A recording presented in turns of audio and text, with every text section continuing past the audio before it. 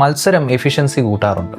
ഇങ്ങനൊരു തിയറി നിങ്ങൾ കേട്ടിട്ടുണ്ടായിരിക്കും. ഈ തിയറി മിക്കവാറും പറയുന്നത് ക്യാപിറ്റലിസ്റ്റുകളായിരിക്കും. അവർ ഈ തിയറി ശരിയാണെന്ന് പറയാൻ വേണ്ടി അവർ പല പല കഥകൾ നിങ്ങളുടെ മുമ്പിൽ അവതരിപ്പിക്കും. പക്ഷെ അവർ നിങ്ങളോട് പറയാതെ പോകുന്ന ചില കഥകളുണ്ട്. അങ്ങനെ ഒരു കഥയാണ് നമ്മൾ ഇന്ന് പരിശോധിക്കാൻ പോകുന്നത്. 1840-കളിൽ ബ്രിട്ടനിൽ എങ്ങനെയാണ് മത്സരം വലിയ നഷ്ടമുണ്ടാക്കിയത് എന്നാണ് ഈ കഥ. ലോക ചരിത്രത്തിലെ തന്നെ വലിയ ഒരു റിസോഴ്സ് വേസ്റ്റിന് കാരണമായ ആ കഥയാണ് നമ്മളിന്ന് പറയാൻ പോകുന്നത്. 1840-കളിൽ ബ്രിട്ടീഷ് പിന്തുടരുന്നത് ലേസേ ഫെയർ ക്യാപിറ്റലിസം ആയിരുന്നു. അതായത് ഇന്ന് നിങ്ങൾക്ക് സോഷ്യൽ മീഡിയയിൽ കാണാൻ പറ്റുന്ന ചില ക്യാപിറ്റലിസ്റ്റുകളുണ്ടല്ലോ, സർക്കാർ വളരെ മിനിമൽ ആയിട്ടുള്ള കാര്യങ്ങളെ ചെയ്യാൻ പാടുള്ളൂ, സർക്കാർ വെറുതെ ഒരു റെഫറി ആയിട്ട് മാത്രം തന്നാൽ മതി, വളരെ മിനിമലായിട്ട് സർക്കാർ ഇടപെടണം, ഇങ്ങനെയൊക്കെയുള്ള കാര്യങ്ങളായിരുന്നു. ഏതാണ്ട് ആ ഒരു മോഡലായിരുന്നു അന്ന് ബ്രിട്ടനിൽ. അതുകൊണ്ട് തന്നെ ആർക്കും റെയിൽവേ കമ്പനികളിൽ ഇൻവെസ്റ്റ് ചെയ്യാനും റെയിൽവേ കമ്പനികൾ തുടങ്ങാനും പറ്റുമായിരുന്നു.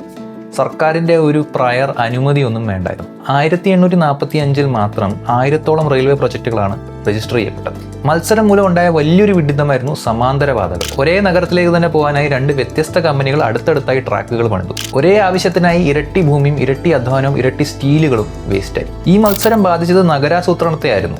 കമ്പനികൾ റെയിൽവേ സ്റ്റേഷൻസ് പങ്കിടാൻ തയ്യാറായില്ല. ഇതിൻ്റെ ഏറ്റവും വലിയ ഉദാഹരണമായിരുന്നു ലണ്ടൻ. ലണ്ടനിൽ മാത്രം 12 സ്റ്റേഷനുകളാണ് ഉണ്ടായത്. എന്നാൽ ഇവ തമ്മിൽ യാതൊരു ബന്ധവുമില്ല.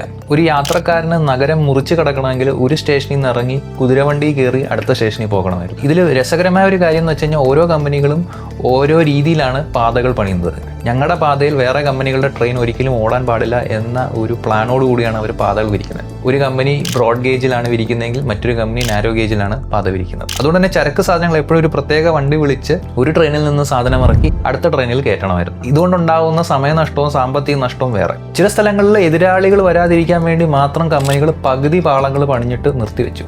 ഇവയെ ഗോസ്റ്റ് ലൈനുകൾ എന്നാണ് വിളിച്ചുകൊണ്ടിരുന്നത്. പക്ഷെ എല്ലാ മത്സരവും ഒരു ബബിള് കഴിയുമ്പോൾ പൊട്ടും. 1847-ലെ സാമ്പത്തിക മാന്ദ്യത്തിൽ 1/3 പ്രോജക്റ്റുകളും നിർത്തിവെക്കേണ്ടി വന്നു. അവസാനം ഇത് പരിഹരിക്കാൻ വേണ്ടി ഒരു റെയിൽവേ ക്ലിയറിംഗ് ഹൗസ് എന്നൊരു പദ്ധതി കൊണ്ടുവരേണ്ടി വന്നു. ഗ്രീൻവിച്ച് മീൻ ടൈം അടിസ്ഥാനമാക്കി സമയം ഏകീകരിച്ചത് പോലും ഇങ്ങനെയുള്ള പല പല പാതകളിൽ വരുന്ന ട്രെയിനുകൾ കൂട്ടിയിടിക്കാതിരിക്കാൻ വേണ്ടിയാണ്. അവസാനം 1921-ലാണ് 120ഓളം ഉണ്ടായിരുന്ന കമ്പനികളെ യോജിപ്പിച്ചിട്ട് 4 ഗ്രൂപ്പുകളാക്കി മാറ്റിയത്. ഇതുകൊണ്ടുണ്ടായ സമയനഷ്ടം, സാമ്പത്തിക നഷ്ടം, അധ്വാനത്തിൻ്റെ നഷ്ടം, റിസോഴ്സുകളുടെ നഷ്ടം ഒന്നും പ്രത്യേകിച്ച് പറയേണ്ട ആവശ്യമില്ലല്ലോ. ഒരു സെൻട്രൽ പ്ലാനിംഗ് ഇല്ലാതെ മത്സരത്തിന് പ്രൈവറ്റ് കമ്പനികളെ വിട്ടുകഴിഞ്ഞാൽ എന്താണ് സംഭവിക്കുക എന്നതിൻ്റെ ഇത്തരം പല കഥകൾ ചരിത്രത്തിലുണ്ട്. പക്ഷേ അവയൊന്നും തന്നെ നമ്മുടെ മുമ്പിൽ ഇവർ പറയാറില്ല.